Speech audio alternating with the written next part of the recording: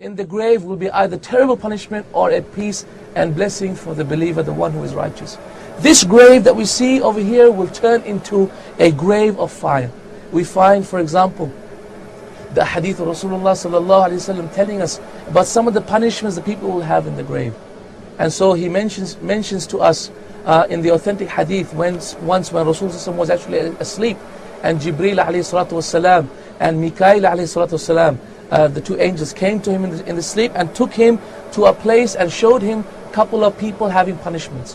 One of them was a person who was lying down, and then this angel was tearing, this man was tearing from his side to the back, and then with an iron rod, and then he would start with the next side, and before the next side he would start, the first side would start to get healed again. And he was continuing this until the Day of Judgment. Who is this, Ya Rasulullah? Who is this, O Jibreel? Who is this, O Mikail? In that hadith, they told us that this refers to a person who has been punished in his grave, a person who used to backbite, a person who used to spread namima, a person who used to eat the flesh of his brother, a person who used to forget the sanctity of brotherhood. Such is a person who has been punished in that way. Another person Rasulullah described was a person who was swimming in an ocean of blood.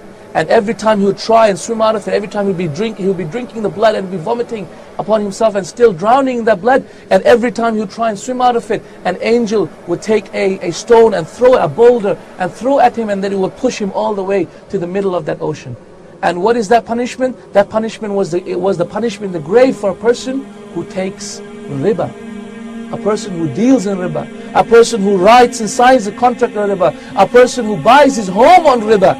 Such is a person that is being described in this hadith, a person who deals in riba. And in the same hadith, Rasulullah said, and I came upon a people who were naked in this cauldron, in this oven, and the fire was burning them from the ground, and they were trying to climb up, but every time they would climb up, they would fall down. Who are these people, Ya Rasulullah? They are the zunat. They are the people who committed zina.